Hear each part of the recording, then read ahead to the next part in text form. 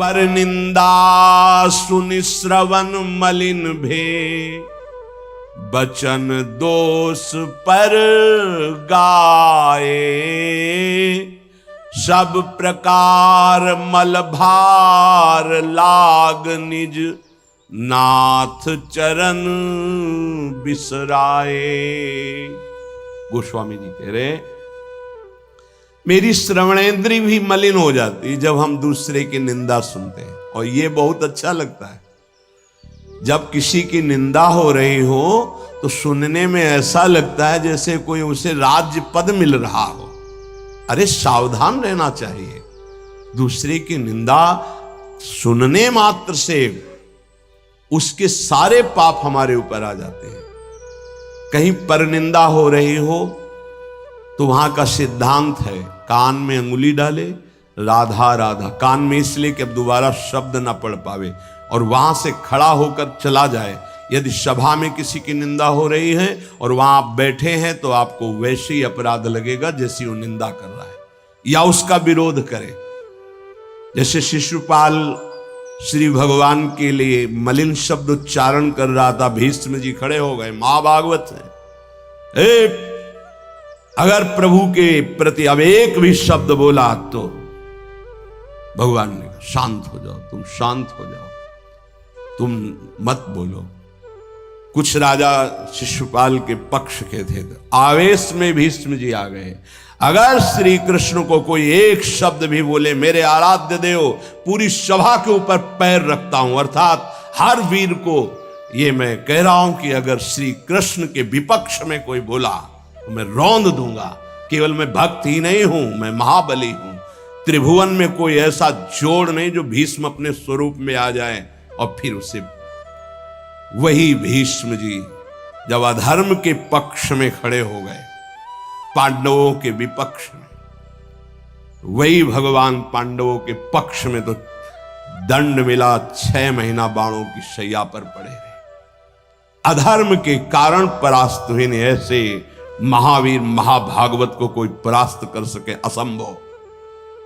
परम पावन गंगा जी के गर्भ में रहे, जिन गंगा जी का एक बूंद भी अगर शरीर छूटते समय चला जाए तो परम पद मिलता है, उनके गर्भ में रहे। अगर अधर्म का पक्ष ले लिया गया, अधर्म हो रहा है, सभा में बैठे हैं, तो उसी समय तेज नष्ट हो जाएगा, पुण्य नष्ट हो जाएगा, पाप का भागी बनेगा, जैसे भीष्म जैसे महापुरुष को भी बनना पड़ा। सभा में उधर ही बैठे और वहीं ही महाभागवतों की निंदा और अपमान हो रहा है, खड़े होकर चले जाना चाहिए। जैसे विदुर जी खड़े हुए और छोड़ दिया, आज के बाद तेरा अन्न नहीं पाएंगे, दुर्योधन इस सभा में नहीं आएंगे। जिस सभा में धर्मात्माओं की निंदा हो, उस सभा का त्याग कर दे। एकांत फूस की झोपड़ी बनाकर रहना पसंद, भिक्षा मांग के खाना पसंद, अधर्मियों का अन्न नहीं, अधर्म सभा का सेवन नहीं। तो भगवान विदुरानी जी के घर गए थे।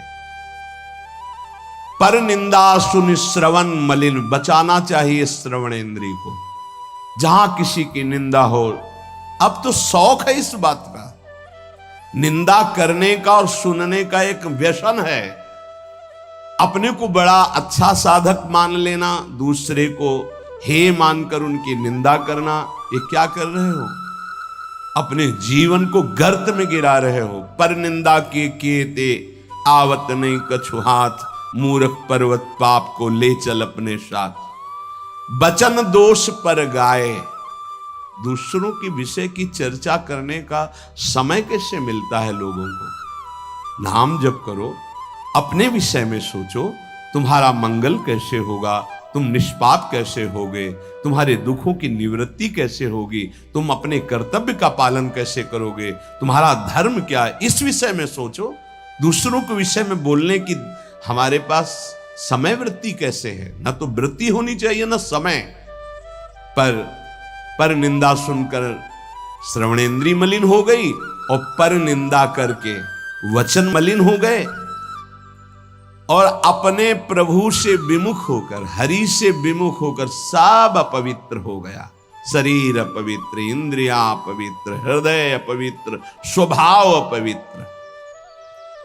तुलसीदास व्रत दान ज्ञान तप शुद्धि हेतु श्रुति गावे, राम चरण अनुराग नीर बिनु मल अति नाश न पावे। खास बात है, शास्त्रों में बहुत वर्णन है। पाप नाश के बहुत से उपाय हैं, बड़े बड़े व्रत, कृच्छ चंद्रायण आदि व्रत, उपवास करने से कुछ पाप क्षीण होते हैं, लेकिन पाप प्रवृत्ति का नाश नहीं होता। शास्त्र ज्ञान भी पाप निवृत्ति का उपाय है, तपस्या भी, बड़े उपाय शास्त्रों में वर्णन किए पाप नष्ट का। गोस्वामी जी कह रहे भगवान के अनुराग के बिना, भगवत प्रेम के बिना जड़ मूल से हृदय निष्पाप नहीं होता। पाप की जड़ है प्रवृत्ति, वासना, कामना, तृष्णा, स्पृहा, इनका जड़ से नाश हो जाता है जब हृदय प्रेम से द्रवित हो। अपनापन जब प्रभु से होता है, मेरे प्रभु, जहां हृदय में द्रवण क्रिया हुई, आंखों में अश्रु बहे, वो जो पवित्रता होती है, मम भक्ति युक्तो भुवनम पुनात, लोगों को पावन करने की सामर्थ्य उसमें आ जाती है। ये अनुराग प्राप्त करने के लिए मानव देह मिला है, हरि अनुराग। प्रेम प्राप्त करने, कहां प्रेम लग, जरा सी बात हमारे प्रतिकूल हो, हमारी गुरु निष्ठा, भगवान निष्ठा, पता नहीं कहां माया किस कोने में कर देती है कि उस समय में हम केवल उस सामने अनुकूलता को देखते हैं, प्रभु को नहीं देखते, प्रभु के विधान को नहीं देखते। ये नहीं समझ पाते कि हमारे सामने प्रश्न उपस्थित हुआ है, अब हमें अपनी इष्ट निष्ठा, गुरु निष्ठा को परिपक्व रखना है। साधन में उन्नति अपना पुरुषार्थ और गुरुदेव की कृपा, भगवत कृपा दोनों चाहिए। अगर पुरुषार्थ नहीं करोगे तो कृपा है उसका स्वाद नहीं ले पाओगे। कृपा रसोई बना करके सामने रख देना थाल, पुरुषार्थ उसे पाना। पूज्यपाद श्री उड़िया बाबा जी महाराज कहते, साधक का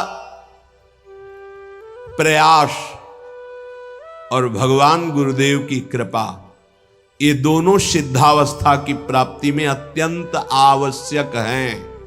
कायर बन के हाथ पे हाथ रख के बैठ जाए कि वो कृपा से सब हो जाएगा, ये कायरता कृपा नहीं सिखाती, ये कायरता है। पुरुषार्थ जितना हम में अध्यात्म बल है उसके अनुसार हम चल रहे हैं, बकाया सब कृपा से हो जाएगा, पक्का हो जाएगा। मन क्रम वचन छाड़ी चतुराई और भजत कृपा करिहे रघुराई। मन से, वचन से, कर्म से ये चतुरता छोड़ो, अब सब कृपा से हो जाएगा। तो तुम प्रमाद करो और तुम्हारे ऊपर कृपा का प्रभाव जागृत हो जाए, ऐसा कभी नहीं देखा गया। जितना आप में सामर्थ्य मिली उसको लगाओ, शेष चिंता मत करो, कृपा पूरी कर देगी, पर आपको लगना होगा। साधक का पुरुषार्थ, निज चेष्टा और भगवत गुरु कृपा ये सिद्धावस्था को प्राप्त कराती है। साधक का पुरुषार्थ अगर नहीं लगेगा तो विपरीत दिशा में चला जाएगा, असाधन बनने लगेगा। उपासक गुरु को कभी मनुष्य न समझे, भगवत विग्रह को कभी धातु का न देखे कि पत्थर की मूर्ति है कि अष्ट धातु की है कि काहे, ऐसा कभी प्रश्न न करे। इष्ट देव का अवतार होता है अर्चा विग्रह रूप में, अर्चावतार। दो प्रकार से प्राण प्रतिष्ठा होती है, एक होती मंत्रों के द्वारा और एक होती भाव के द्वारा। निरंतर जो मंत्राकार वृत्ति की हुई, भजन में डूबे हुए महापुरुष है, जब तदात्म वृत्ति से श्री विग्रह की तरफ देख ले, उसी समय हलचल पैदा हो जाएगी, प्राण प्रतिष्ठा हो गई। छाती से लगा लिया, प्राण प्रतिष्ठा हो गई। मंत्रों का एक अनुष्ठान वैदिक सिद्धांत से और एक है भाव सिद्धांत। धन्ना जाट के भांग के बट्टा में कोई प्राण प्रतिष्ठा मंत्र से नहीं हुई, भाव से भगवान प्रकट हो गए। सिलपिल्ले बाई के भाव से भगवान प्रकट। जब हम अपने प्रभु को अपने प्रभु की भावना से प्यार से देखते हैं तो वहीं प्रकट हो जाते हैं। जैसे खंभा फोड़कर नरसिंह भगवान प्रकट हो गए प्रहलाद जी के लिए, भाव से देखा। नामदेव जी ने तो कुत्ते से भगवान प्रकट हो गए, भाव से देखा भूत से भगवान प्रकट हो गए। तो फिर श्री विग्रह में भगवान नहीं प्रकट हो जाएंगे जब भक्त भाव से देखेगा। और भाव ना हो तो भगवान में भी भगवान नहीं दिखते। दुर्योधन को कहां दिखते थे? दुर्योधन दुशासन इनको नहीं दिखते थे, भगवान में भी भगवान नहीं दिखते। गुरु को मनुष्य समझना, भगवद विग्रह को धातु या पाषाण का समझना, गुरु मंत्र को साधारण शब्द समझना, चरणोदक को सामान्य जल मानना, भगवत प्रसाद को भोजन मानना, अन्न मानना, साधु की जाति पर दृष्टि रखना, ये उपासक को सावधानी पूर्वक त्याग कर देना चाहिए। ये उपासना के बड़े विघ्न हैं। यदि ऐसा भाव बना रहेगा तो उपासना सिद्ध नहीं होगी। कभी कभी चूक हो जाती है। प्रसाद में अन्न या फल दृष्टि नहीं रखी जाती, सिर्फ प्रसाद। और वैष्णव पद्धति है, प्रसाद का किनका मुख में अगर डाल लिया जाए तो कोई भी व्रत भंग नहीं होता, चाहे निर्जला ही क्यों न हो। भगवत प्रसाद में ये भाव नहीं रखा जाता कि ये अन्न है या अमुक वस्तु है, नहीं। प्रसाद में यदि भोजन अन्न वस्तु, आज अन्न है तो कल प्रसाद कैसे हो जाएगा? प्रसाद तो सिर्फ प्रसाद है और उसका किनका डालने से हर व्रत की पूर्णता होती है। चरणामृत, जैसे जो लोग नहीं जानते, वो जब बटता है तो बोले थोड़ा जल हमको भी दे दीजिए। जल नहीं है, चरणामृत है। चरणामृत को जल समझना, प्रभु के सामने जाकर के पूछना, ये मूर्ति काहे की है? पत्थर की है, संगमरमर की है, ये धातु की है? बड़ा अपराध कर रहे हो। ऐसा कभी प्रभु के श्री विग्रह के सामने नहीं।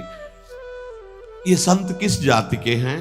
ऐसा कभी नहीं। गुरुदेव साक्षात परब्रह्म तस्मै श्री गुरुवे, ऐसा भाव कहां हो पाता है? परब्रह्म परमात्मा भाव गुरुदेव पर हो पाना है तो बड़ी मुश्किल की बात है। यहां तो साधु भाव ही हो जाए बहुत बड़ी बात है कि ये संत है। पूर्ण मनुष्य बुद्धि बनी रहती है। इसीलिए हमको अपने गुरुदेव में आराध्य देव नहीं दिखाते, नहीं तो गुरुदेव अपने स्वरूप को ही तो दिखाने के लिए विराजमान है। इसमें शिष्य के नेत्र की बात है। गुरुदेव तो कृपालु हुए हैं। जब हरिव्यास देवाचार्य जी अपने गुरुदेव के पास आए तो जब शिष्यत्व की बात की तो उन्होंने कहा, तुम्हें कुछ दिखाई दे रहा है? बोले नहीं। जाओ 12 वर्ष गिरिराज जी की परिक्रमा। फिर आए, राधे राधे। अब कुछ दिखाई दे रहा है? बोले नहीं। फिर जाओ 12 वर्ष, 24 वर्ष राधा राधा रटते हुए गिरिराज जी की परिक्रमा लगाई।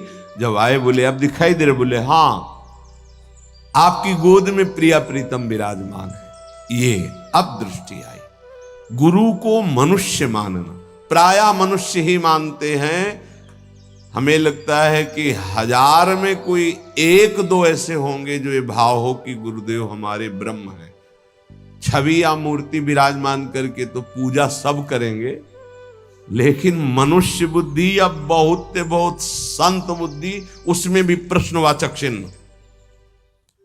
साक्षात पर ब्रह्म कहने को तो सामने जाके बोलेंगे गुरुर् ब्रह्मा गुरुर् विष्णु गुरुर्देव महेश्वरः गुरु साक्षात पर ब्रह्म तस्मै श्री गुरुवे नमः। विचार करो, इसमें से एक भी माना है तुमने? गुरु को ब्रह्मा माना है या हरि माना है या शिव माना है या साक्षात पर ब्रह्म माना है? बड़ा मुश्किल है। केवल कह देना अलग, बोले होना भी तो चाहिए साक्षात पर ब्रह्म। केवल बातों से कोई पर ब्रह्म थोड़ी हो जाता है। तो पाषाण में पर ब्रह्म था क्या? वो तो अव्यक्त था, तुम्हारे भाव से व्यक्त हुआ ना। तुमने परब्रह्म की भावना की तो मुस्कुराता हुआ ब्रह्म प्रकट हो गया। तो गुरुदेव तो चैतन्य ब्रह्म है। आपकी भावना यदि हो जाए कुत्ते से विट्ठल भगवान प्रकट किए, तो भावना ही तो की प्रभु प्रभु सूखी मत खाओ, थोड़ा घी रोटी मिला, नाथ आपके लिए ही तो है। तो ऐसे देखो साक्षात विट्ठल भगवान गुरुदेव में, प्रभु आपका सर्वस्व, आपका प्राण मन तन सब, मैं आपकी ही तो उपासना कर रहा हूं, मुझे और कोई भगवान नहीं चाहिए। बस आपका साक्षात्कार हो, आप प्रसन्न हो जाएं, आपकी अधीनता। ऐसा कहां? ऐसा होगा तो भाव बदल जाएगा। गुरुदेव के प्रति परब्रह्म भाव हो जाए तो साधक को कुछ करना नहीं पड़ेगा, अपने आप उसके अंदर समस्त दैवी संपदा प्रकाशित हो जाएगी। परब्रह्म भाव होना बहुत कठिन है। गुरुदेव के प्रति परब्रह्म भाव हो गया तो उस भाव की सिद्धि होगी, चराचर जगत में परब्रह्म भाव हो जाएगा। क्योंकि गुरुदेव अखंड मंडलाकारम व्याप्तम चराचरम, तो चराचर में परब्रह्म भाव होते ही वो जीवन मुक्त हो जाएगा।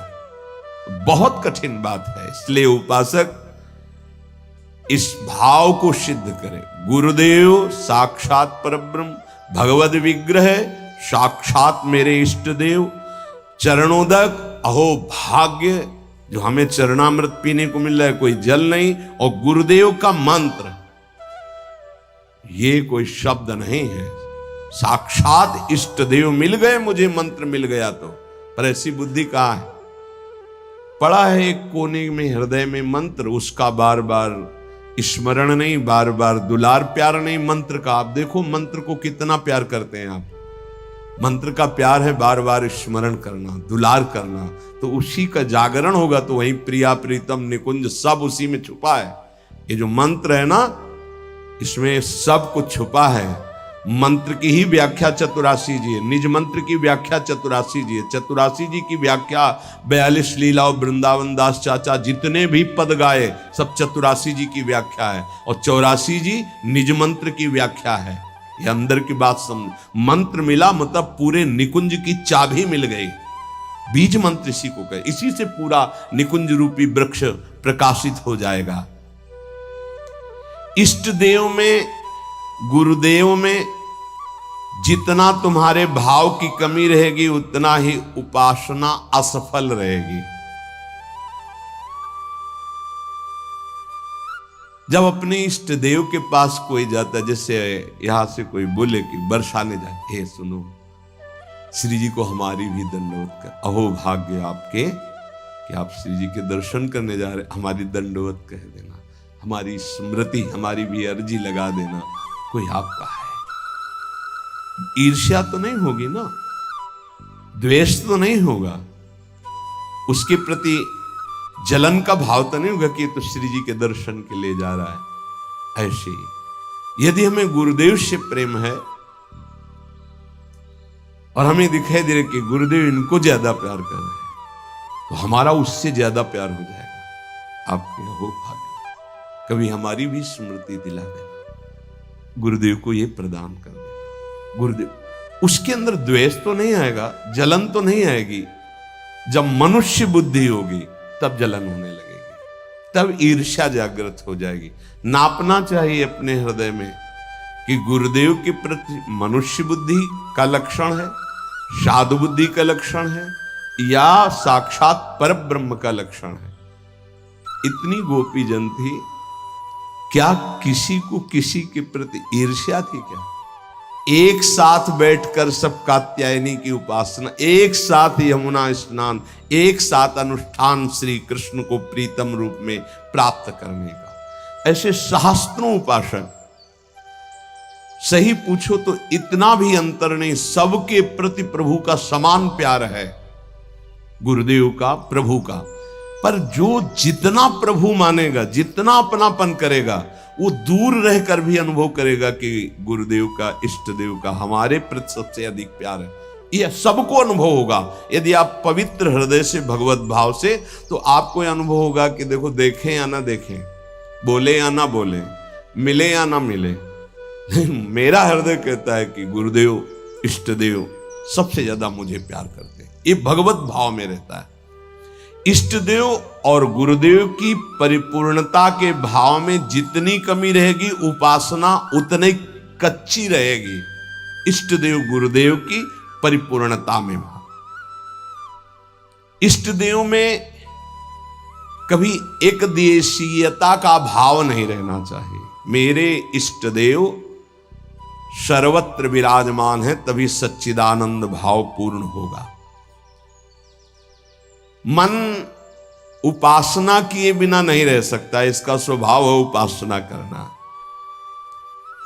यदि प्रभु की उपासना नहीं की तो भोगों की उपासना ये करेगा ही करेगा, तुम इसे रोक नहीं सकते हो। अगर ये भोगों की उपासना करेगा तो दुख, चिंता, भय, शोक, मृत्यु, इससे तुम बच नहीं सकते हो। और मन का स्वभाव उपासना करना, ये बिना उपासना किए नहीं रह सकता। यदि प्रभु की उपासना नहीं की तो विषय की उपासना करेगा, इसलिए बचाओ इसको विषय उपासना से और प्रभु की तरफ लगा दो। तो बोले ये जानते हुए कि ये विषय उपासना पाप कराएगी, फिर भी हम इसे क्यों नहीं रोक पाते? तो श्री भगवान कह रहे हैं कि तुम्हारा ज्ञान 3 तरह से ढक गया। पहला, अग्नि में जैसे धुआं पर अग्नि है, अर्थात ज्ञान है, पर धुआं हट जाए तो सही ज्ञान दिखाई दे, ऐसे पहली स्थिति उपासक की विषय उपासना की तरफ, काम वासना की तरफ जब होती है, उस समय एकदम वो ज्ञान जागृत करने के लिए सत्संग आदि का सहयोग तो बच जाएगा। नहीं, दूसरी आती दर्पण में मल की तरह, अब उसमें बड़ा प्रयास करने पर। तीसरी आती है जेर में ढका हुआ गर्भ, अब उसमें समझ में ही नहीं आता कि क्या ठीक है क्या नहीं ठीक है, जो वासना आई वैसी क्रिया हो गई। आवृतम ज्ञान में तेनो ज्ञानिनो नित्य वैरिणा काम रूपेण कौन्तेय दुष्पूरेणानलेन च। हे कुंती नंदन, ये काम अग्नि है, ये कभी तृप्त होने वाला नहीं है। जैसे अग्नि में धीरे धीरे घी डालो तो भड़केगी, वो शांत नहीं होगी। ये ज्ञानियों का बहुत बड़ा दुश्मन है, तो अज्ञानियों का मित्र है। काम से ही तो सुख का अनुभव करते हैं। संसार में शास्त्रों की संख्या में केवल काम सुख के लिए ही सारा चिंतन है। देख लो, हमें पढ़ना लिखना है, खूब रुपया कमाना है, अपनी कामनाओं की पूर्ति करनी। काम का सीधा तात्पर्य केवल एक ही इंद्रिय से नहीं, सर्वेंद्रियों के भोग से है। अगर ये दुश्मन है तो किनका है? जो इस संसार रूपी महान दुखालय से मुक्त होना चाहते हैं।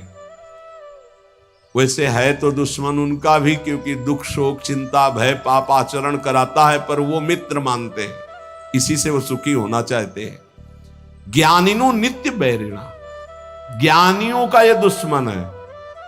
तो कोई ऐसा न समझ ले कि ज्ञानियों को भी काम परास्त करता है क्या? तो यहां ज्ञानी शब्द शास्त्र ज्ञानी से, ब्रह्मबोध से नहीं है। ब्रह्मबोध संपन्न महापुरुष के हृदय में नहीं। स्वात्मा रामम विषय मृग तृष्णाम भ्रमयति, भ्रम पैदा ही नहीं कर सकती माया। जहां आता है जो ज्ञानिन कर चिता परई बरियाई विमोह बस करई, वो शास्त्र ज्ञानी, ब्रह्मबोध संपन्न महापुरुष नहीं। वहां गुंजाइश ही नहीं है। जैसे भगवत प्रेमी महात्मा नहीं। अभी वैदिक भक्ति, गौड़ी भक्ति तक हो सकता है, लेकिन अनुराग, जहां अनुरागात्मिका भक्ति जागृत हुई, प्रेम लक्षणा भक्ति, वहां प्रवेश नहीं किसी विकार का। ऐसे ही शास्त्र ज्ञान साधना तक हो सकता है काम का प्रभाव, लेकिन ब्रह्मबोध संपन्न महापुरुष के हृदय में नहीं। ऊसर बरसई तृण नहीं जामा, संत हृदय जिम उपज न कामा। भगवान कह रहे हैं दुष्पूरेणानलेन च, ये कभी पूर्णता नहीं होती काम में। अग्नि में घी की आहुति सुहाती सुहाती डाली जाए तो कभी वो बुझेगी नहीं, बढ़ती चली जाएगी। ऐसे ही कुछ लोग सिद्धांत कहते हैं भोग से योग। भाई शास्त्र तो आज्ञा नहीं करता ऐसा।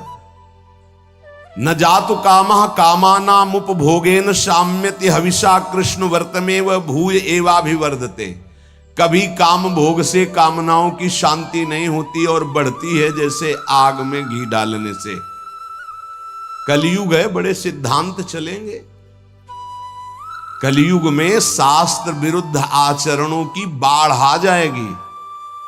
शास्त्र सम्मत चलो, परिपक्व अवस्था आएगी तो सिद्ध हो जाओगे।